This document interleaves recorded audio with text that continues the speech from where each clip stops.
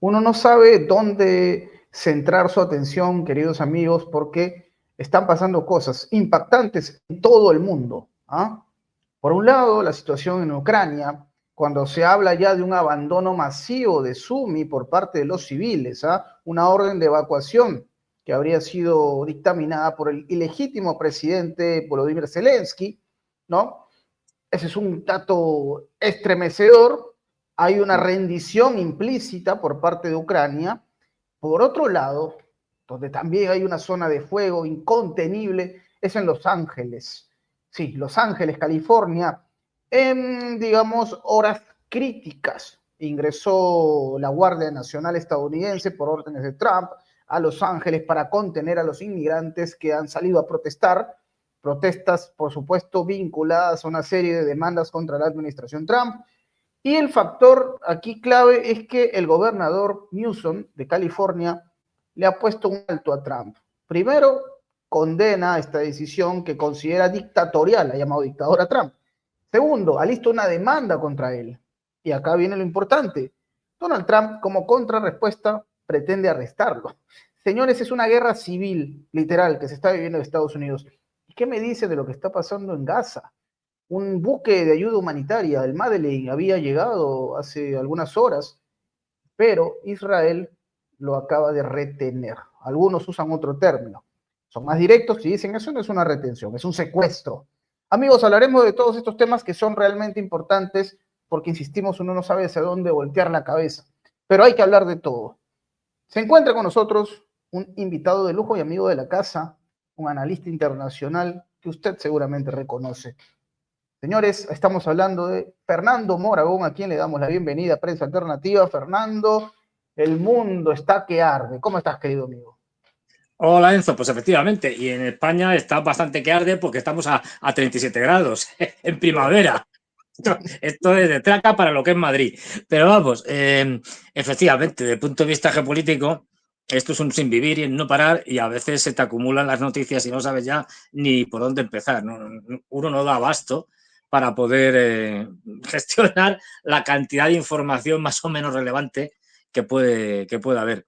Y efectivamente, así es decir, lo de Ucrania, pues cada vez se vuelve más peligroso, enormemente peligroso.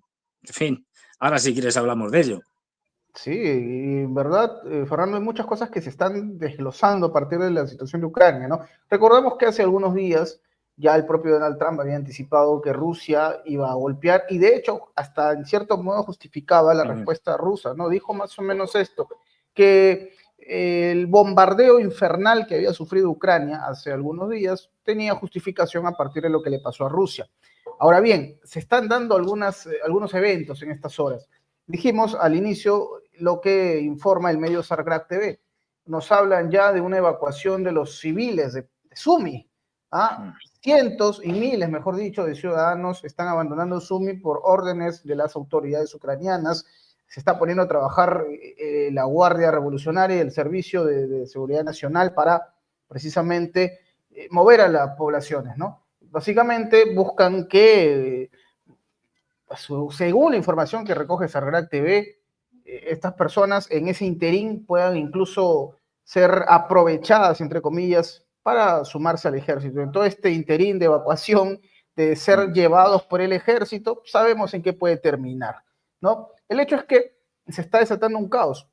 Y lo peor, Fernando, es que, lo peor para Ucrania, digo, es que se dice que la respuesta de Rusia recién está empezando. Esto lo decimos a partir de una serie de ataques que se han sentido en Ucrania en las últimas horas, ¿no? Dirigidas exclusivamente a objetivos militares, fábricas de drones, todos los insumos que permitan a Ucrania sostener por un tiempo más el conflicto e incluso atacar a Rusia. Ojo que ya se habla incluso de que los alemanes han empezado a sentir también este sofocón por parte de Rusia, ¿no? Se insinuó que el Taurus ya había sido estrenado contra suelo ruso, es una información que hasta el momento es especulativo, pero lo que se dice es que Rusia ya empezó a responder con dureza a los países aliados, obviamente dirigiéndose exclusivamente a la zona ucraniana, ¿no? Militares, oficiales que llegan de Francia, de Alemania, se habla de 300, alrededor de 300, una cifra exacta es imposible de dar, eso sería poco serio, pero se habla alrededor de 300 miembros del ejército alemán que habían llegado como en incógnita, digamos, a Ucrania y que fueron precisamente alcanzados por el fuego ruso. Fernando, se está moviendo todo en Ucrania. ¿Qué impresiones tienes tú siendo hoy lunes 9 de junio del 2025 ya una fecha clave, ¿no? Aparentemente. Pues sí, a ver, ahí hay muchas cosas que desguazar, de las que hablar. Es decir, empecemos por Sumi. Es decir, bueno, como todos sabemos ya, bueno, empecemos por la ofensiva, mejor de primavera-verano, como la llamo yo, de primavera-verano de los rusos. Eso ya ha empezó hace varias semanas. Quiero decir que no, empezó antes incluso de los atentados contra los trenes en Rusia y también contra los 5 aeródromos con bombarderos nucleares estratégicos. Esto ya había empezado antes. Lo que pasa es que lo que no vamos a ver no es, porque ahora mismo sería, con el tipo de guerra que tenemos, absolutamente imposible, delirante, sea una catástrofe, es ataques en profundidad. Esto a nadie se le ocurre. Lo que vamos a ver, y ya lo estamos viendo, es un incremento de la presión, tanto en el frente, toda la línea del frente, como en ataques en profundidad, ataques aéreos, con misiles, con aviones, etcétera, como bombarderos, ataques en profundidad, lanzando misiles que están machacando la retaguardia, digamos, la retaguardia profunda, y no tan profunda, de los ucranianos. Entonces, esto ya ha empezado. Es decir, esa campaña está en marcha. Por eso hay una intensificación de los bombardeos. Puesto que estamos en una campaña en la que hay que aprovechar este buen tiempo que hay en Ucrania, que permite avanzar, que permite un montón de cosas. Y esto durará por lo menos, como mínimo, hasta finales de septiembre, que es más o menos buen tiempo, digamos. Luego ya a partir de octubre, noviembre, depende un poco de cómo salga el año, empiezan las grandes lluvias de otoño y esto se tiene que parar porque no se para del todo, pero se tiene que ralentizar porque no se puede prácticamente ni andar con las grandes lluvias y los fangos que se montan, realmente espectaculares. Entonces, digamos que hasta septiembre esto va a estar seguro. Y lo que estamos viendo es en el frente, en toda la línea del frente, como los rusos cada vez tienen más hombres y los ucranianos cada vez tienen menos, uno de los grandes problemas de Ucrania, o el principal problema, es la falta de efectivos, pues lo que tienen que hacer es, según los rusos presionan en una parte del frente o en otra, pues tienen que ir moviendo los ucranianos unidades militares de un sitio a otro, porque ya no tienen suficiente gente para cubrir todos los huecos. Con lo cual, si en algún sitio los rusos presionan más, para evitar que el avance ruso sea mayor y que la destrucción de las tropas ucranianas sea mayor, pues tienen que mandar unidades, pero como no tienen, las tienen que sacar de otra parte del frente. Por ejemplo, en el caso de Sumi, que presionan los rusos en Sumi, no tiene suficiente gente, pues empiezas a sacar unidades, por ejemplo, de Gerson, que es un sitio relativamente tranquilo, entre comillas. Es decir, y esto lo estábamos viendo desde el año pasado y cada vez lo vamos a ver más, porque cada vez tienen menos unidades, menos efectivos, menos soldados, los ucranianos.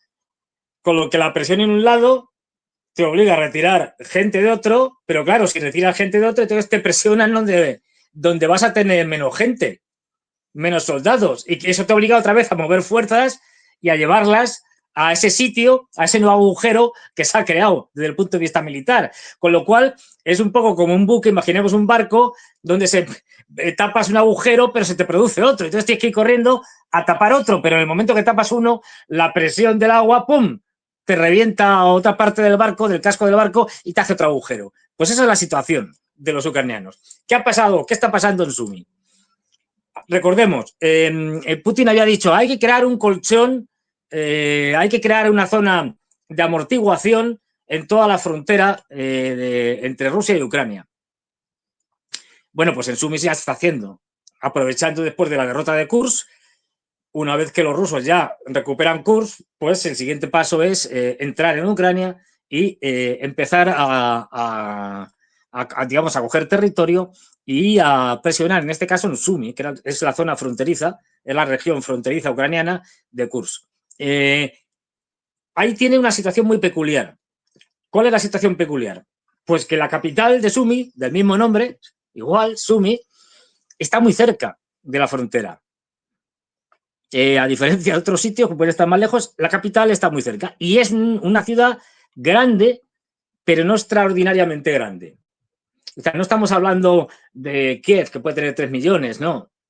Estamos hablando o de Kharkov, que tiene 1,5 millones, una cosa de estas, que es la segunda ciudad más importante de Ucrania.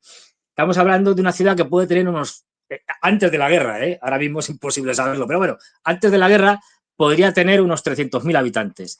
Luego ya no es tan grande, ya no estamos hablando de una ciudad absolutamente inasumible. Los rusos en su avance están ya a unos 15 kilómetros de la ciudad, más o menos. La parte más, la vanguardia, la parte más cercana a la ciudad de Sumy, unos 15, 18 kilómetros de la ciudad. ¿Qué significa esto?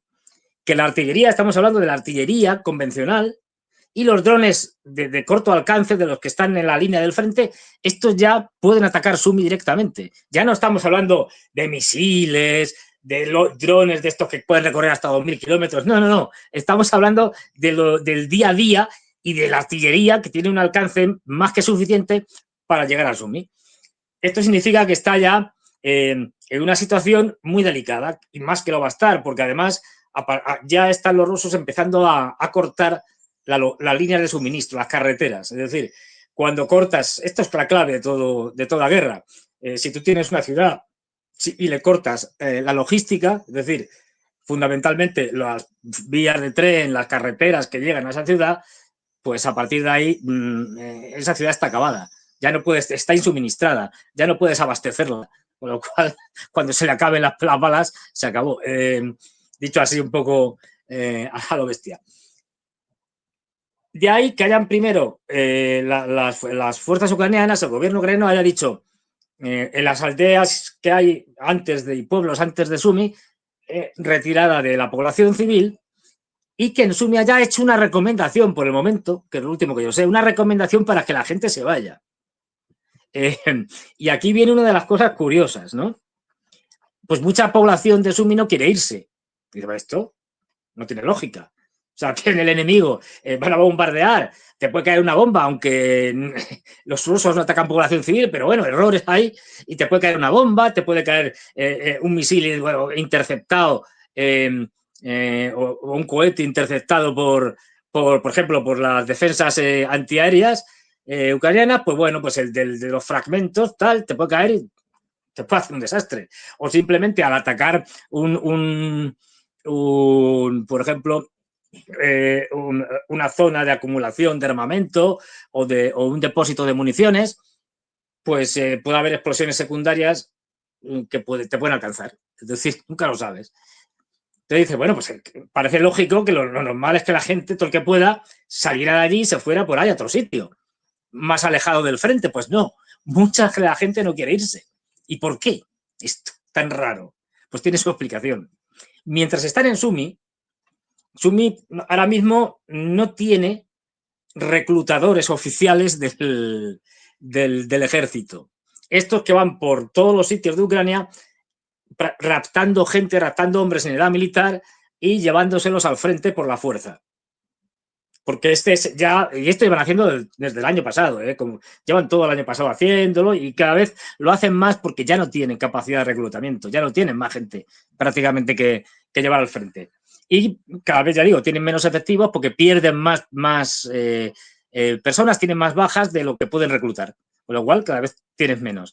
En Sumy esto no pasa porque estás muy cerca de la línea del frente y ahí los reclutadores no actúan. Con lo cual prefieren mucha gente que podría ser reclutada, hombre, fundamentalmente en edad militar, que en la práctica es ya prácticamente, aunque bueno, es desde los 25, pero en la práctica es ya desde los 18 hasta los 60, pues podrían ser reclutados. Mientras que si se quedan en Sumy, no lo van a ser. Prefieren enfrentarse a las bombas de los rusos que ser reclutados, porque ser reclutados es el que te van a enviar al frente sin preparación y que si duras una semana tienes suerte. O desertas con los riesgos que eso tiene, o directamente vas a durar muy poco tiempo porque en una línea del frente con drones que están atacando constantemente a unas unidades y a otras, tu capacidad de sobrevivir es escasa. Si no tienes un mínimo de preparación para el combate contra drones, etcétera, y eso lleva tiempo. Y con lo cual, esto lo explica perfectamente. Lo que están haciendo los rusos en Sumi es eso, es primero creando un colchón, esa zona de amortiguamiento que creo que mandó a hacer Putin, y luego van a ir cercando Sumi tranquilamente, sin prisa, y no creo que la salten, salvo que lo vean muy claro, que vean que están la situación es ya muy mala para el ejército ucraniano, que se han retirado, etcétera, pero sí la van a utilizar, ya digo, van a ir cortando las diferentes carreteras, sobre todo las que vienen del oeste y del norte, alguna también del sur, pero bueno, van a ir cortándolas, cercándolo, dejándole sin logística. Esto va a obligar a los ucranianos, para no perder una ciudad que sería un desastre como Sumi, ¿no? La primera gran ciudad que pierden, sería un desastre, a mandar tropas. Y como decíamos antes, mandar tropas significa retirarlas de alguna otra parte del frente, lo que van a aprovechar los rusos para atacar en esa parte del frente donde va a haber menos tropas. Es decir, van a jugar con esto mucho. Esto lo vamos a ver durante todo el verano. Constantemente como los ucranianos tienen que estar moviendo tropas de un sitio a otro y con lo bueno, una señal más de la debilidad y la situación ya catastrófica del ejército ucraniano. Otra cosa interesante, y esta semana tenemos una semana que puede ser decisiva, pero decisiva a unos niveles que no, ni siquiera nosotros todavía podemos valorar. Y es que, acordémonos, el mayor despropósito que se ha hecho en toda esta guerra, y no ya solo en toda esta guerra, sino desde el inicio de la Guerra Fría, fíjate lo que me estoy remontando, mucho más despropósito incluso, y fíjate que aquello fue fuerte, que la crisis de los misiles de Cuba, que es el ataque a las fuerzas de disuasión estratégica nucleares aéreas en los 5 aeródromos del pasado, de este domingo, no, del anterior. Es decir, de hace más de una semana. Esto es, o sea, si coges estrictamente la doctrina nuclear rusa, perfectamente esto es caso de guerra nuclear, es decir, de lanzar un ataque nuclear que ya sería discrecional el tipo de ataque que se podría hacer, pero perfectamente se podría haber lanzado un ataque nuclear contra Ucrania. Otra cosa es que los rusos, con su extremada prudencia y moderación, no lo hagan. Pues, esto es algo que tenemos que agradecerle a Putin y nunca estaremos lo suficientemente agradecidos de que no sea un chiflado como los europeos, porque si no ya estaríamos todos muertos. No, él sopesó y está sopesando fríamente las respuestas. Y no olvidemos, hubo 2 acontecimientos hace más de una semana importantes, pero uno fundamentalmente importante, este de los aeródromos, pero coincidió con un ataque a trenes en Briansk, si mal no recuerdo, y en Kursk, es decir, atentados típicamente terroristas, porque esos trenes solo llevaban población civil y no tenían nada que ver con la guerra. Salió posteriormente Putin diciendo que en una reunión que tuvo allí, pues no sé si era del Consejo de Ministros o alguna cosa de estas, es decir, con el gobierno, en fin, da igual. Hay una reunión diciendo que eso habían sido ataques terroristas y que por lo tanto a partir de ahora vamos a contemplar al gobierno ucraniano como un gobierno terrorista, de una organización terrorista. Esto vamos a ver qué consecuencias trae. Lo que nos han dicho los rusos por el momento, que no han dicho mucho, hay que decirlo, no han dicho mucho, lo que nos han contado es que este incremento que está habiendo los bombardeos, no hay noche que no haya bombardeos muy duros sobre diferentes objetivos militares en Ucrania, y por lo tanto de mayor ataque de misiles, de drones, de largo alcance, etcétera, los famosos Geranium, ya en cifras que suelen ir pues de 100, 200 y a veces incluso más, y solo estamos hablando de uno de los tipos de drones, ¿no? Bueno, que esto en parte sería la consecuencia de los atentados terroristas, calificados como terroristas por el gobierno de Moscú y por Putin, por el ataque a esos trenes. Es decir, Putin habría dicho, ya con esto hemos rebosado el vaso, ya esta es la gota que rebosa el vaso, y por lo tanto ya estamos hartos de que ataquen a civiles de manera arbitraria, que no tienen, donde no hay ningún objetivo militar, simplemente por el hecho de provocar. Y a partir de ahí ha dicho Putin, se acabó. Esto lo que están haciendo es incrementar los ataques como consecuencia de esto y como consecuencia de esa ofensiva de primavera-verano. Y esto es lo que nos han dicho. Esto es lo que nos han contado los rusos. No olvidemos una cosa. Putin, los rusos son muy legalistas y especialmente con su legislación interna que la ponen ellos mismos. Es decir, Putin está funcionando desde el inicio de esta parte del conflicto en régimen de una operación militar especial, que como su nombre indica es algo especial y por lo tanto restringido, es una operación restringida. No tiene las facultades legales Putin para ordenar cierto tipo de cosas. Por ejemplo, no tiene las facultades legales, otra cosa es que lo hiciera no, pero no tiene, desde el punto de vista de la legalidad, no puede mandar eliminar a los dirigentes ucranianos con ataques aéreos, con bombas, con lo que sea. No puede. Según los términos de esta operación. Una de las cosas que puede hacer es dar un paso más allá y decir, ya no estamos en una operación militar especial, estamos en una operación antiterrorista. Ahí el marco legal cambia. Entre otras cosas, ahí, por ejemplo, no tendría ningún problema desde el punto de vista de la legalidad rusa para poder decapitar a la cúpula ucraniana, para cargarse a Zelensky, para cargarse a todos los dirigentes, es decir, para cargarse, por supuesto, a los jefes de los servicios secretos del SVO, etcétera, ministros, parlamentarios, todo lo que quiera. Porque había cambiado ya el tipo de operación con una legislación diferente que le permite hacer más cosas. Esto digo que es importante porque esta semana, a final de esta semana, no sé todavía el día, va a haber una reunión del Consejo de Seguridad ruso, presidida por Putin. Y a lo mejor una de las cosas que puede salir de ahí, no lo sabemos, es cambiamos a una operación antiterrorista. Y esto ya cambia las reglas del juego. Pero es que es más. Es decir, por eso digo, eso tendría que ver con los atentados contra los trenes. Pero nos queda la parte dura, que es el ataque, el famoso ataque de los ucranianos, el MI6 y la CIA, porque está más que claro, contra los aeródromos de los sistemas de disuasión nuclear aéreos, en este caso, ¿no? Esto es muy gravísimo. Esto no se ha dado nunca en la historia.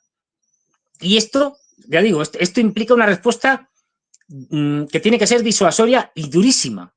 Fijaros que Trump, una de las pocas cosas que nos ha contado de sus conversaciones con Putin y tal, en el famoso podcast este de True y tal, que pone, el post este que pone y tal, dice, no, he estado hablando con Putin de los bombardeos y tal, y me ha dicho de manera muy firme, muy contundente, que esto tendrá una respuesta dura, digamos, una respuesta seria. De esto todavía no sabemos más, quiero decir, esa respuesta no ha llegado todavía. Esa respuesta se está pensando, se está evaluando, se está calculando, veremos a ver cuál es. Y esta respuesta ya no puede ser como fue en noviembre del año pasado, con motivo de la escalada con los misiles de largo alcance por parte de los occidentales, dándoselos, operándolos desde Ucrania, pues los operan los occidentales, ¿no? No puede ser Lanzun Oresnik, ¿no? Que todos vimos ahí una cosa nueva, etcétera. Bueno, esto ya el efecto que tuvo, digamos, psicológico, etcétera, esto ya no lo tendría. Tendría que ser otra cosa distinta. No sabemos lo que va a ser. Tiene que ser algo muy, muy contundente. Dicho se está hablando, fíjate, esto es rumorología, pero se está hablando incluso de la posibilidad de devolverle el golpe a los norteamericanos atacando en alguna base de Estados Unidos bombarderos estratégicos como los B-52. Por ponerte, o sea, esto es rumorología, no hay que darle más importancia por el momento. Pero lo que sí está claro es que todo nos indica, todo lo poco que sabemos es que Rusia ante esto no puede quedarse indiferente ni puede hacer una respuesta digamos, bueno, pues como hice con el Oresnik, ¿no? Ataco una cosa concreta, una fábrica en Dnipro y tal, demuestro las capacidades que tengo con un nuevo sistema de armas y ya está. No, esto ha sido gravísimo, no olvidemos. Podía haberse desatado una guerra nuclear. Nos hemos salvado de milagro. Estamos vivos de milagro todos aquí. Y esta panda de chiflados siguen escalando. Entonces, lo que no puede permitir Putin es que la próxima vez, en vez de a lo mejor los ucranianos, ya digo, con el apoyo, y no solo el apoyo, sino con la participación inestimable y imposible, por lo tanto, de poder hacer este tipo de ataques si no tienen esa participación de los servicios secretos británicos y sobre todo de los norteamericanos, que son los que les dan toda la información satelital, etcétera, esto no se podía hacer. Lo que pasó el otro día, con lo cual ellos son corresponsables. Una de las cosas que han estado intentando averiguar, y no sabemos la conclusión a la que han llegado los rusos, es hasta qué punto Trump estaba al corriente de esta operación y la había aprobado o no. O había sido solo el Estado profundo norteamericano. No sabemos a qué conclusión han llegado los rusos. Lo que sí parece es que en esa conversación con Putin, Putin le dijo a Trump, mira, te tienes que desvincular de los ucranianos. Tienes que salir diciendo, si no quieres que te ataque, tienes que salir diciendo que yo no tengo nada que ver con esto, independientemente de que tengas que ver o no. Da igual, que no tiene nada que ver con esto, que no quieres saber nada de Zelensky, que te lavas las manos y que cualquier cosa que hagamos con los ucranianos no es problema tuyo, que es lo que ha dicho, básicamente. Hasta ahora. Ahora, pero Tienes también que además puede... dar una señal muy clara diciendo que esto es una chifladura. Y fíjate que uno de los que nos ha dicho, una fuente oficial de que ha hablado, que nos ha dicho que esto es una chifladura, nada más y nada menos que Kellogg, el más Sí, pro-ucraniano del equipo de Trump, ha salido diciendo que esto estaba muy preocupado porque esto podía llevarnos a un absoluto desastre, una catástrofe, y que esto no podía ser. Porque una de las cosas, ojo, el miedo, digamos, o la prevención que tiene Putin es, y el siguiente paso que van a hacer esta panda de chiflados es, si esto al final no ha desencadenado un desastre, o yo tomo unas medidas que no son suficientemente duras, pues esto van a seguir escalando. Y lo siguiente que puede ser atacar un misil, por ejemplo, terrestre, un misil JARS móvil de los aproximadamente 100 que tienen por ahí los rusos, atacar la base de Murmansk, donde tienen submarinos nucleares. ¿Cuál es el siguiente paso? Es que esto es gravísimo. Y esto no se puede permitir. O sea, hay que cortarlo de raíz. De tal manera, y esta es la... Sí, sí, y con esto termino. La posición de Putin es delicadísima porque ni puede pasarse ni puede quedarse corto. Es decir, no puede dar una respuesta brutal, tremenda, que es lo que quieren o lo que buscan, y lo que buscan con este tipo de ataques para poder justificar la entrada en la OTAN en la guerra, y ya el resultado sería una guerra nuclear, con lo cual esto pues no puede ser, pero tampoco puede dar una respuesta, bueno, muy blanda, que sus enemigos, la OTAN, considere, esto, ves, los rusos no van a tomar nunca medidas duras, drásticas, con lo cual podemos seguir escalando y eso llevaría también a una guerra nuclear. Con lo cual, tiene que buscar un punto intermedio que disuada a los chiflados de los europeos y de Estados Unidos de seguir adelante por este camino, y esa es la dificultad. Y esta semana tendrá que decirnos algo, y tiene esa reunión del Consejo de Seguridad que es óptima para que haga las declaraciones que tenga que hacer o nos cuente lo que piensa más o menos hacer. Pero la tensión ahora mismo en toda Europa, en Estados Unidos, es brutal. Pues son conscientes de la situación crítica en la que estamos. Y perdona, dime. No, pero para nada, porque claro, todo lo que tú comentas, Fernando, nos lleva también a otro momento, porque, a ver, uno se pregunta, ¿cuándo es el momento para que Rusia responda? ¿Cuándo es el momento para que Rusia aproveche las deficiencias y los problemas locales que puedan presentar algunos países que forman parte de toda esta ecuación? Y uno pensaría, por ejemplo, que Estados Unidos ahora mismo tiene varios asuntos internos que resolver. Lo habíamos dicho al inicio, lo que está pasando en Los Ángeles, ¿no? Y vamos a hablar de eso también. Claro que uno pensaría, oye, si hay un momento en el que Rusia puede mostrar una respuesta ejemplificadora, un ataque ejemplificador, que tendría que empezar por Ucrania, no sabemos terminar por dónde, pero empieza por Ucrania, ¿no? Y lo demás estará detrás de las cortinas, no sabemos qué ocurrirá después, pero lo primero y la respuesta esencialmente va dirigida a Ucrania, en primer término. Y claro, uno pensaría, el momento es ahora, considerando lo que está enfrentando Estados Unidos, que no es un tema menor esta confrontación entre Trump y el gobernador de California, con una ola de saqueos que se vive en Los Ángeles, y que, ojo, esto no es más que el inicio de algo más profundo todavía, de un quiebre que parecería definitivo.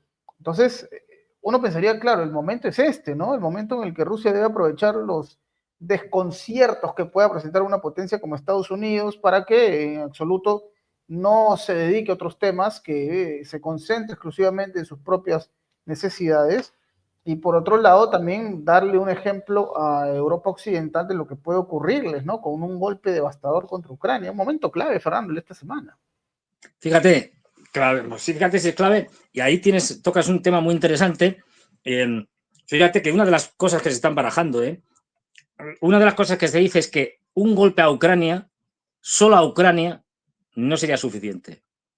Pero bueno, los aliados dirían, pues qué más me da, si los ucranianos están aquí para morir, es decir, lo que dijo Boris Johnson, ¿no? Hasta el último ucraniano. Bueno, pues qué más da, si ya contamos con que Ucrania va a ser sacrificada en beneficio de la OTAN. Esto se da por de antemano, se da desde el principio por hecho, con lo cual pues no tendría mayores consecuencias. Tiene que haber algo que tenga consecuencias, que afecte a la OTAN y especialmente a quien dirige la OTAN, a Estados Unidos. Pero, a lo mejor lo que pueden hacer es algo que no afecte a Estados Unidos directamente para evitar perjudicar a Trump. No olvidemos que Trump está intentando restablecer las relaciones con Rusia y sus enemigos internos se lo están impidiendo. Yo creo que Trump está cayendo otra vez en los mismos problemas que tuvo en su primer mandato, ahora hablaremos de ello, pero a Rusia no le beneficia perjudicar a Trump, en principio. ¿Quién podía llevarse el tortazo? Pues los más maquiavélicos y retorcidos en esta película, que son los señores de la Agente 007, los británicos. Incluso se podía atacar a algún submarino nuclear británico, porque no olvidemos, los británicos, a diferencia de los franceses, no tienen soberanía sobre sus propios misiles nucleares, dependen de los norteamericanos. Los 4 submarinos Trident que tienen, los 4 submarinos que utilizan misiles Trident norteamericanos, en última instancia el visto bueno para un ataque está en manos de Estados Unidos. Con lo cual, a lo mejor el tortazo se lo damos a los que están aquí metiendo más problemas o metiendo más el dedo en el ojo, que son los británicos, que no olvidemos, son los que adiestran, preparan, planifican y en parte ejecutan la mayoría de las operaciones de los servicios secretos ucranianos. Esto todo hay que decirlo. Es decir, cada vez que vemos que hay ataques con drones marítimos, por ejemplo, sobre Crimea, esto está hecho por los británicos de Odessa. Por poner un ejemplo. Es decir, entonces, esa sería otra. Porque ahora no le interesa a Putin perjudicar a Trump, que es el que está intentando desactivar esto, por lo menos parcialmente, porque no le conviene. Tiene muchos problemas, como tú bien señalabas, tiene problemas enormes. Y la mayoría de sus problemas enormes no están fuera, están dentro, están en Estados Unidos, como los sucesos de Los Ángeles que comentabas, estos que ha habido, que sigue habiendo estos días, y que yo ahí digo una cosa que lo digo por experiencia propia, ¿no? Yo he visto y he participado en cosas más pequeñas, evidentemente, en protestas estudiantiles cuando era estudiante y estas cosas, lo típico, pero bueno, algunas incluso estuvimos en huelga en la universidad durante 6 meses, que no es poca cosa, es decir, y te puedo asegurar que incluso hasta cosas muy pequeñas, casi nada es espontáneo. Puede que el primer momento, es decir, ante algo que sucede, las leyes inmigratorias de Trump, en este caso, y la policía de inmigración, digamos, que hace alguna barbaridad y eso obliga a la reacción de los inmigrantes. O sea, el detonante puede ser un detonante, digamos, espontáneo, o no, a veces no, pero bueno, puede serlo, y el primer conato de la protesta, el inicio de la protesta puede ser espontánea, pero luego ya no. Luego rápidamente los diferentes actores van a controlar esa protesta y dirigirla contra su oponente. Que es lo que están haciendo los demócratas ahora mismo con la protesta. Esto no quiere decir, ojo, que no tengan toda la razón del mundo los que están protestando en Los Ángeles, los emigrantes. Es decir, si razón la tienen. Y ellos, la mayoría seguramente no son conscientes de que están siendo utilizados ya por los demócratas. Siempre este tipo de manifestaciones son utilizadas por alguien. Cuando no directamente las crean, ¿no? No, claro, No siempre el olvidemos río revuelto, ¿no? claro, uno de los mayores costes, o de los muchos costes que tuvo Trump en su primer mandato, es que tuvo que hacer frente a famoso movimiento de los negros también importan, es decir, ¿cómo era? Black Matter, algo así, no me acuerdo ya en inglés. Mi inglés es fatal. Es decir, ese Black Lives movimiento Matter. estuvo, sí, Sí, sí. gracias por tu buen inglés, que se nota que tienes buena pronunciación, no lo mío, que es un desastre. Bueno, pues Terrible mi pronunciación también. no, Dale. pues a ver, esto fue algo completamente instrumentalizado por los demócratas para socavar la presidencia de Trump. Porque dices, es verdad que asesinaron a este chico de una manera vergonzosa, con el tema de poner la pierna encima del cuello y tal. Pero vamos, no hay prácticamente semana, por desgracia, en que la policía norteamericana no asesine a un negro. No nos engañemos. Es decir, yo estoy harto de ver, por ejemplo, disparos por la espalda a una persona por parte de la policía y matarlo. Después de que este asesinato hubo muchos más y no ha pasado esto. Es decir, es verdad que hay un suceso desencadenante, como lo hay en este caso, por desgracia, constantemente en Estados Unidos, y a partir de ahí los demócratas organizaron una que no olvidemos, incluso hicieron algo tan descarado como negarse a intervenir en contra de los manifestantes cuando los manifestantes en Seattle tomaron un barrio entero y la policía se negó a entrar, y de hecho estuvieron durante varias semanas controlando el barrio. Y la alcaldesa, digamos, de Seattle, no diciendo, no, yo me niego a que vayan y tal, la policía, hasta que ya al final tuvo que intervenir. Eso mismo estamos viendo que está empezando con el gobernador de California. Que yo he visto el vídeo, bueno, claro, aquí ya todo el mundo sobreactuando, ¿no? Diciendo que eso, justamente una de las cosas que ha dicho Trump es que pues a este le voy a encarcelar, o uno de los hombres de Trump, y ha salido por ahí el gobernador diciendo, pues si me tiene que encarcelar, que me encarcele, estoy dispuesto a ir a la cárcel, ¿qué pasa? Que vengan a por mí, en plan chulo. He visto el vídeo, vamos, recomiendo que lo vean, que no tiene desperdicio.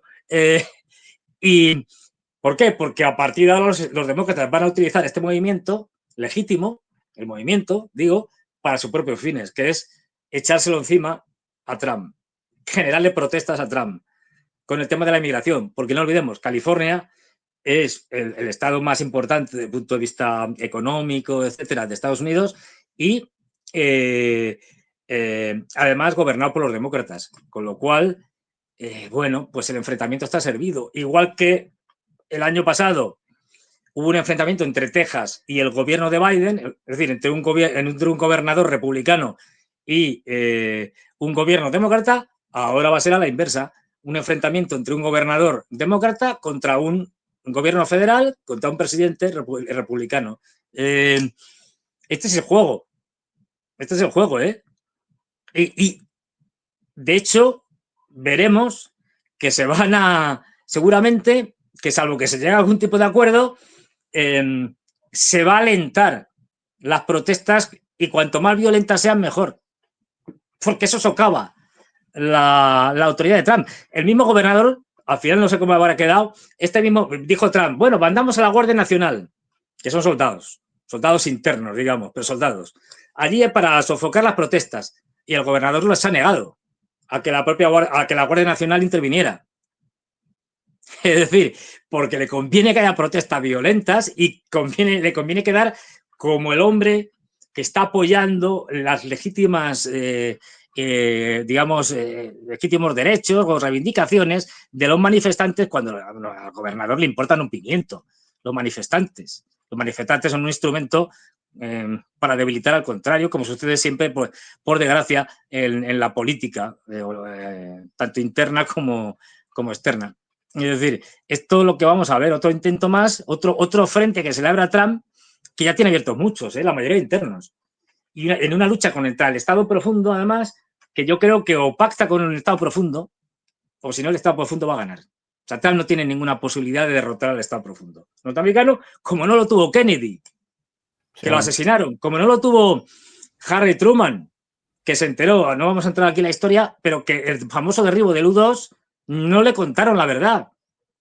Y se tuvo que encontrar con una verdad casi al final de su mandato y tragar un montón de sapos y culebras ante los soviéticos, que anularon una cumbre que tenían con Harry Truman. Incluso cuentan sus biógrafos y tal, la gente cercana, que pensó en dimitir por el ridículo que había hecho. Perdón, Harry Truman no, Eisenhower, se me va la cabeza.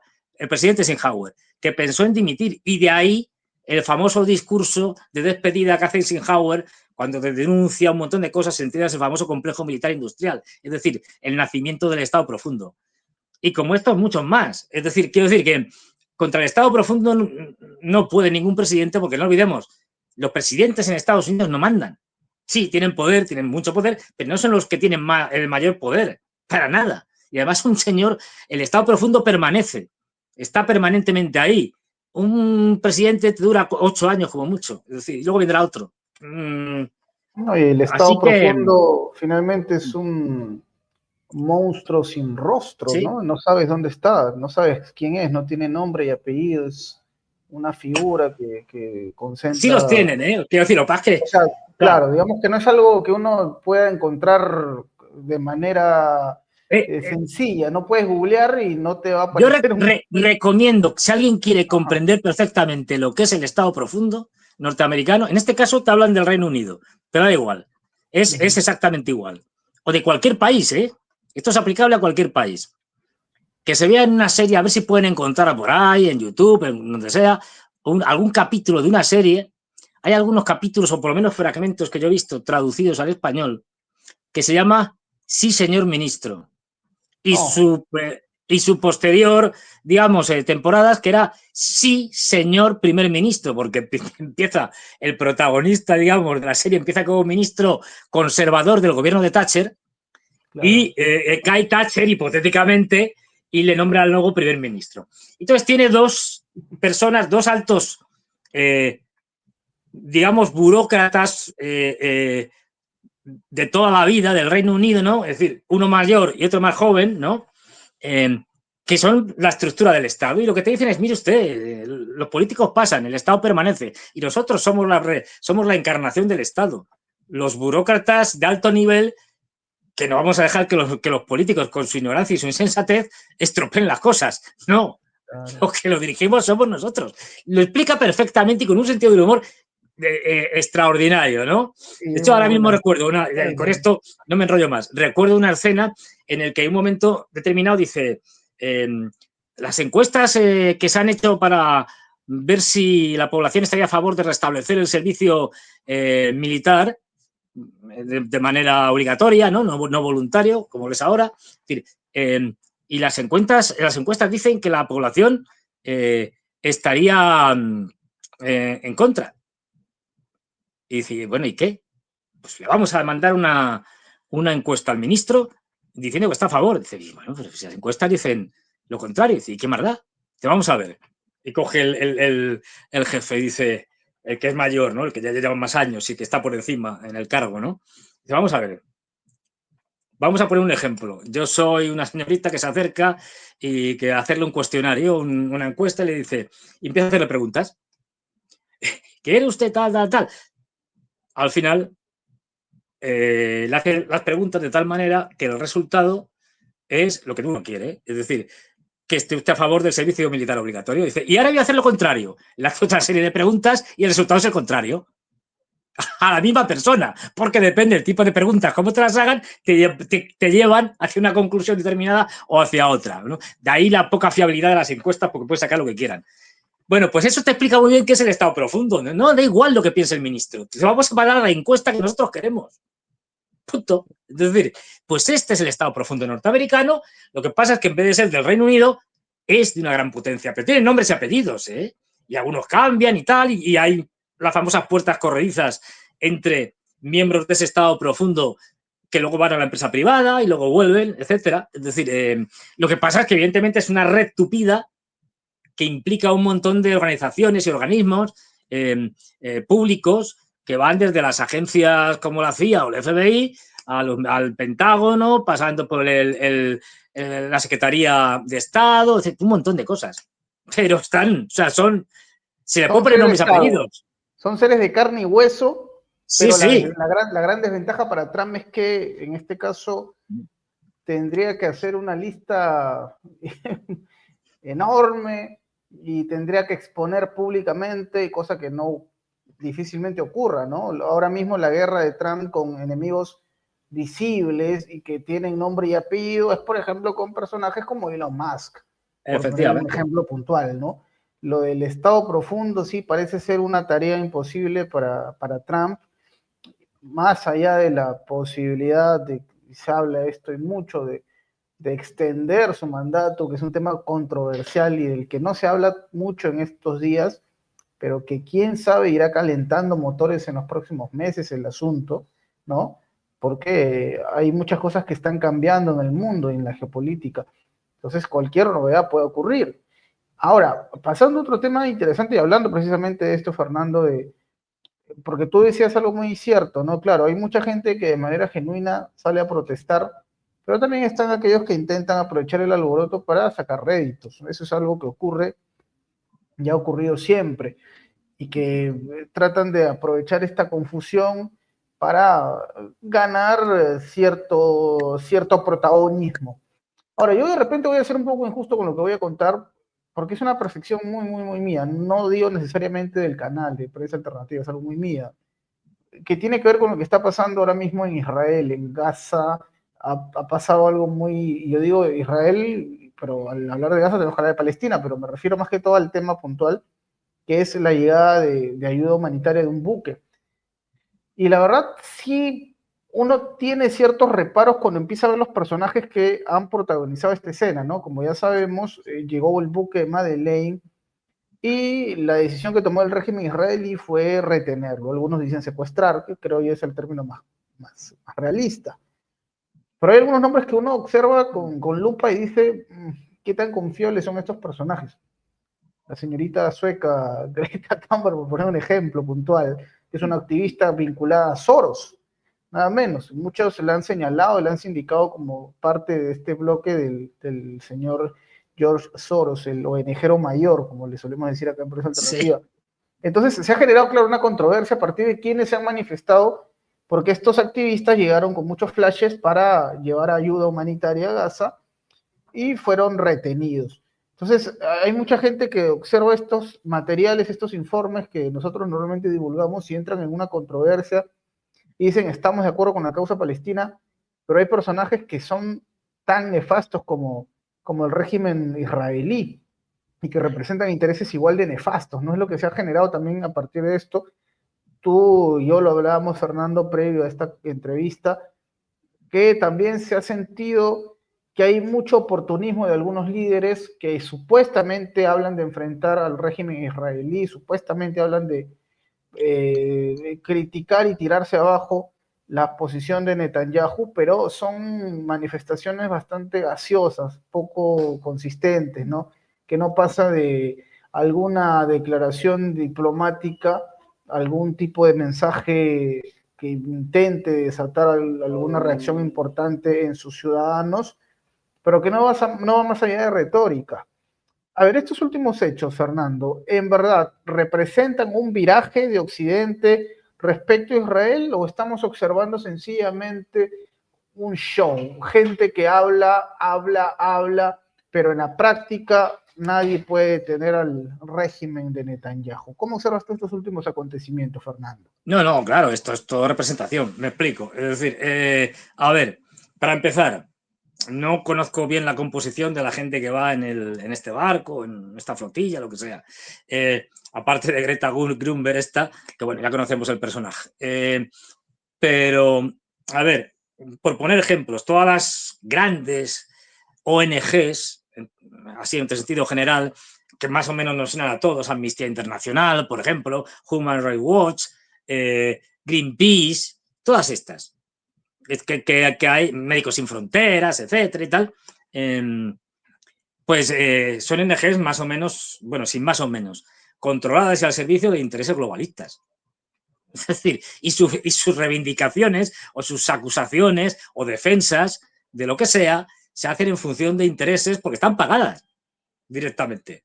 Es decir, entonces, bueno, son instrumentos más que tiene Estados Unidos y algunos otros países para llevar a cabo sus políticas en otros países de manera, digamos, menos controvertida que la que se hacía tradicionalmente, única y exclusivamente con servicios secretos. No, pues bueno, para hacer ciertas cosas no necesitas servicios secretos, es mucho mejor tener una ONG que está denunciando, que es supuestamente está a favor de los derechos humanos, que es neutral. No, pues todo esto es mentira. Es decir, entre otras cosas, hemos visto como muchas de estas estaban pagadas por la USAID hace poco.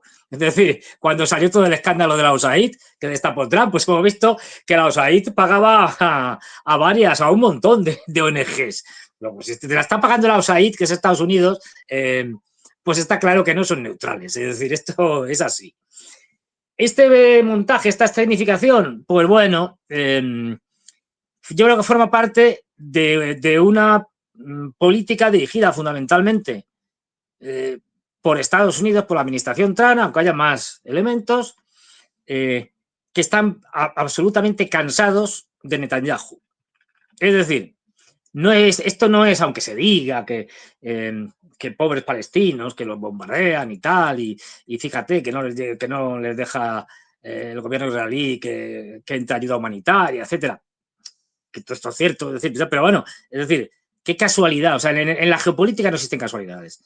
Qué casualidad, o sea, después de más de un año de que los israelíes estén haciendo esto, de buenas a primeras, la mayor parte de los gobiernos occidentales y de estas ONGs han despertado, se les ha hecho la luz y han visto lo perverso que es el gobierno de Netanyahu y lo mucho que están sufriendo los palestinos. Hombre, seamos serios. Es decir, esto no es así. Esto lo que es una operación, yo creo que teledirigida por la administración Trump para quitarse a Netanyahu de encima, que ya es un problema. Y incluso los europeos, la Unión Europea, que sigue comerciando con Israel, que podría haber parado esto si hubiera querido, pero no lo ha hecho, y ahora se llevan las manos a la cabeza y dicen todos, hasta los británicos, bueno, vamos a reconocer al Estado palestino y tal, ahora han dicho que no. Es decir, ahora Macron y Steinmeier han dicho, bueno, sí, lo vamos a reconocer, pero ahora no, después de cuando se reúnan Naciones Unidas y tal, para hablar de este tema, pues ya entonces ya veremos. Y tal.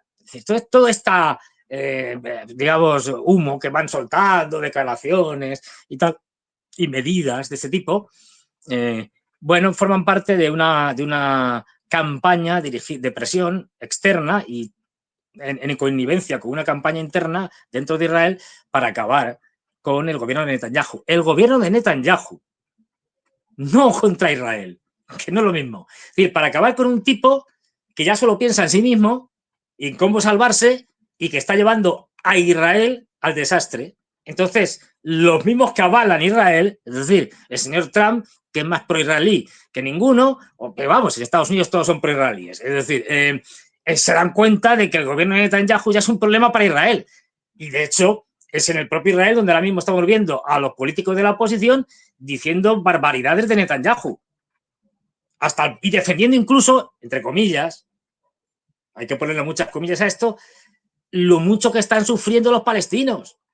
Por culpa de Netanyahu, no por culpa de más gente, no, sino por Netanyahu y su gobierno de extremistas, que son una panda de chiflados y tal. Es verdad que son una panda de chiflados extremistas, pero es decir, qué casualidad que ahora se da todo el mundo cuenta. No, esto lo hemos visto durante más de un año y un hombre además que está muy contestado interiormente dentro de Israel, es decir, con presiones, manifestaciones en su contra, vamos, todas las semanas, y que ahora mismo sigue, que no tiene capacidad de encontrar ninguna salida a la guerra que él mismo lanzó contra Hamás. No olvidemos, Hamás es una organización que, como él ha reconocido públicamente, financió él.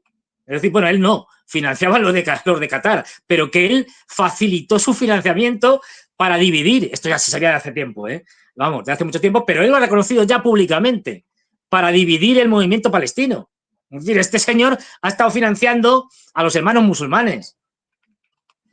Y haciendo que crecieran, con lo cual no nos puede contar ahora, no nos puede venir diciendo, ¡ay, qué malos son los de Hamas! Pero si los has creado tú. Es decir, claro, sí, bueno, sí. pues en esto estamos. Es decir, un señor desacreditado completamente desde el punto de vista interno y que para ponerle un parche a la situación y calmar los ánimos hace falta sacarlo del terreno de juego, porque este señor está ya quemado y porque como está buscando a toda costa y de manera desesperada su salvación personal, la única cosa que le queda para prolongar un gobierno que debería convocar elecciones ya mismo es única y exclusivamente para mantenerse en el poder y no ir a la cárcel, porque está ahora mismo en varios procesos judiciales, en un montón de ellos que le van a llevar a la cárcel en el momento de que deje de ser primer ministro, pues lo único que le queda es prolongar la guerra contra Hamas, y aquí viene la parte peor, iniciar una contra Irán. Lo ha intentado, ¿eh? Por el momento los iraníes han sabido gestionarlo muy bien, pero este chiflado en un momento de máxima desesperación puede perfectamente decir, pues nada, nos lanzamos al monte, atacamos Irán y claro, aquí ya obligo a los norteamericanos a entrar en una guerra de nuestro lado porque no lo va a quedar más remedio. Esto es lo que quiere evitar Trump. Sí, Por eso fíjate que una de las cosas que nos cuenta en el famoso post que pone en su red social es, primero habla de lo de Putin y tal, y lo de Ucrania, y luego habla de Oriente Medio. Y dice, estaba hablando con Putin y bueno, nos puede ayudar a hablar con Irán y tal para lograr un acuerdo, porque quiere lograr un acuerdo. Lo que pasa es que la oposición tiene una posición interna dentro de su propia administración y luego además tiene el problema de Netanyahu. Tiene que quitarse a Netanyahu de en medio. Y en esto estamos. Y por eso sale este barco ahora y no sale hace 3 meses o 5. Es decir, y más cosas que saldrán, porque hay toda una campaña orquestada interna y externamente para presionar a Netanyahu y para quitarle de en medio. Claro, hay que tomarlo con pinzas entonces. Por eso yo siempre hablo de esto, el reparo que tienen muchos al hablar de los activistas que están en la... Y ya digo, pues eso. Son gente de peso, gente como digamos, Greta, gente como Greta Thunberg, Grunberg que ha reconocido pobre chica instrumentalizada y tal, con síndrome de Asperger. Esto lo digo porque lo ha dicho ella, si no, no lo diría. Una cosa de estas, es decir, instrumentalizada, yo creo, y financiada, eso está claro, por Soros y compañía, para los intereses de un tipo especialmente siniestro como es la familia Soros, George Soros y su hijo Alex Soros. No es el único, no es el más siniestro en Estados Unidos. Lo dejo ahí. Un día, si quieres, hablamos tranquilamente del que puede ser ahora mismo el más siniestro de los siniestros en Estados Unidos, que es ni más ni menos que el jefe o el propietario de una empresa que es verdaderamente, si hay que poner un malo malísimo, es esta, Palantir, y el nombre es Peter Thiel. Esto lo dejamos para otro capítulo, pero esto, lo que este señor está controlando y haciéndose con el Estado norteamericano prácticamente de múltiples maneras, y el personaje en sí, que es un personaje ya de por sí siniestro, hace que forma parte de lo que fue conocido como la mafia de PayPal. De ahí salió también Elon Musk. Es decir, él se dice que Elon Musk depende en última instancia de Peter Thiel. Yo lo pronuncio fatal, porque además es un tipo de origen alemán. Y que una de sus criaturas es ni más ni menos, una de sus hombres fuertes en el gobierno es ni más ni menos que el vicepresidente Vance.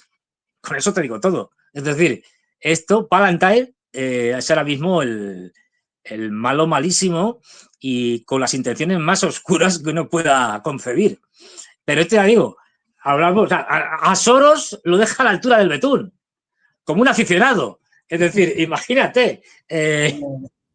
Como decimos acá en Perú, como un chancay de A20. Sí. Como un carterista de barrio. Es decir, esto ya es alta mafia. Es decir, Peter Thiel, vamos a apuntar ese nombre, te digo. Apuntarlo, y Palantir, la empresa, Palantir. Vamos a apuntarlo porque apuntarlo porque está mucho juego y cuando empieza, es una de las beneficiarias, por ejemplo, de toda esta cosa que nos contó Trump, que montó sobre la inteligencia artificial, ¿cómo le llamaba? El Stargate, me parece que era, como la peli y tal, Stargate y tal. Bueno, pues uno de los beneficiarios es Palantir, entre otras cosas, entre ellos. Y allí estaba Peter Thiel, un tipo que además es un friki, es decir, es un chalado de esto, como Elon Musk, ya sabéis, la chaladura más conocida de Elon Musk es que quiere montar una ciudad en Marte y cosas de estas, y dices, claro, este tipo está muy mal de la cabeza, porque esto no es viable, o sea, a lo mejor dentro de 100 años, pues sí, ahora no, pero bueno, pero nos cuenta unas cosas verdaderamente terribles, ¿no? Y tiene una empresa especialmente siniestra que es Neuralink, que trabaja en temas de interface entre cerebros humanos y máquinas. Esto ya empieza a poner los pelos de punta. Él evidentemente lo recubre como diciendo, no, esto es para que la gente a través de esa interface pueda, pues por ejemplo, los que no ven puedan ver, o que los que no pueden, no tienen manos o lo que sea, pues puedan mover cursores en los ordenadores, escribir y tal. Claro, esta es la parte bonita, no te cuenta luego los usos militares, etcétera, etcétera, que le quieren dar a esto, y de control de la población. Pero, pues este, ya digo, el tipo este es especialmente siniestro, claro. Ahora, que seguramente no es tan, imagino yo, de repente todos acá en la vida ignoramos cosas, pero tal vez quizás no tiene esa exposición mediática que Elon Musk, pues, ¿no? Que es todo No, Elon Musk ahora mismo es, vamos, la superestrella. Claro. La superestrella mediática. Claro, está todos los días no hay día que no veas la prensa y no salga Elon Musk. Porque ha dicho algo, porque ha hecho algo. No, estos son conocidos, tampoco se esconden, pero no van, por el momento no van por ahí dando noticias y conferencias de prensa todos los días y tal. No. Tiene sentido, pero bueno, está muy interesante esto, Fernando, es un tema interesante que abordaremos seguramente en una próxima conversación. Está apuntado el nombre de este señor para entender sobre este poder en las sombras, que es un tema tan controversial. Pero bueno, estamos llegando al cierre de esta conversación, querido Fernando, ha sido espectacular, como siempre. Y cuéntanos, esa agenda, ¿cómo está esa agenda, Fernando? Porque el público seguramente quiere saber en qué otros canales de YouTube te puede encontrar. Pues sí, efectivamente, aquí en Prensa Alternativa los lunes y los miércoles, y luego los miércoles y los domingos en el canal de Ezequiel Pistoletti a las 21 horas, junto con Ezequiel, en el mismo canal, pero yo por mi cuenta y riesgo, es decir, sin Ezequiel, los viernes a las 23 horas, ahora siempre de Madrid, los martes en el canal de Ariel Umpierrez a las 22, 23 aproximadamente, y en principio creo que no se me olvida nada. Y luego ya depende de los desastres y acontecimientos que se vayan sucediendo, ya me pueden llamar de un sitio o de otro, depende ya. Esto ya, cuanto más desastres hay, más me llaman. Si la cosa está más tranquila, me llaman menos. Esto es así. Eso me gusta porque digamos que te toca convivir con el... Sí, a ver, desde un punto de vista estrictamente egoísta, a mí, cuanto más desastres, crisis de todo tipo y condición, económicas, geopolíticas y tal, a mí me viene mejor, más me llaman. O sea, pero vamos, mejor no, porque si las crisis encima son nucleares, como que no, se nos acaba a todos. Pero es muy serio, estamos en un momento, yo me río porque si no te tomas a risa las cosas, llega un momento en que estaríamos aquí todos deprimidos y tal, pero el momento que estamos es crítico. Hablaremos, a ver, más... habrá algo más de información de esa reunión del Consejo de Seguridad ruso, presidida por Putin, que va a haber esta semana, creo que a finales de esa semana, o sea, jueves o viernes seguramente, no lo sé, no sé la fecha, pero estaremos pendientes porque puede ser decisiva. Ok, vamos a escucharlo seguramente en estos días o leerlo, dependiendo de las fuentes, de cómo lleguen, pero si Fernando nos está anticipando que algo muy importante puede ocurrir, hay que prestar atención. Hay que prestar atención esta semana con lo que se anuncie. Ahora, con previo anuncio, ¿tú crees, Fernando? O sea, me pregunto, lo que vaya a decidir Rusia, ¿va a ir con previo anuncio, con previo protocolo, o no podríamos descartar quizás que en las próximas horas ocurra algo muy fuerte sin una reunión de este estilo? Tú, en ese sentido, ya para terminar la conversación, ¿cómo lo ves esto? Yo creo, porque además no sabemos lo que van a hacer, pero se supone que lo que van a hacer va a ser de gran envergadura. Luego necesita preparación. O sea, no es en caliente, venga, que lancen unos cuantos cohetes por acá. No. Tiene que ser algo muy calculado, muy pensado, muy elaborado. Luego, yo creo que lo que vamos a ver es, seguramente, en ese Consejo de Seguridad, Putin va a hacer unas declaraciones que van a ser grabadas en vídeo, que es al principio o al final o cuando sea, y nos va a contar algo. Nos va a contar, pues a lo mejor eso, de que pasamos de una operación militar especial a una operación antiterrorista. O no, o directa, o nos cuenta alguna cosa, pero nos va a contar algo que seguramente nos va a dar una pista seguro de por dónde van a ir las cosas. Igual Y entonces, bueno, vamos a ver. Sí, no, sí. igual entendemos que al final del día esto es como un huracán, ¿no? Tú puedes predecir que va a pasar por tu sitio, ahora no vas a ser tan Claro. descocado de ir a enfrentarlo y pecharlo. Yo imagino que lo de Rusia va por ese lado. Rusia puede anunciar al mundo que va a ejecutar algún tipo de Efectivamente. respuesta, pero más allá de que esto sea con previo anuncio, la pregunta es si Ucrania tiene capacidad de, aún sabiéndolo, esquivarlo, que va a estar No, muy no difícil, tiene. aún Pero con no, Rusia no, anunciando. no tiene ni Ucrania, ni Europa, ni Estados Mm, Unidos. Ninguno. sí, así Lo mismo con que, Oreshnik. Oreshnik es claro, un misil hipersónico de energía cinética que es imparable.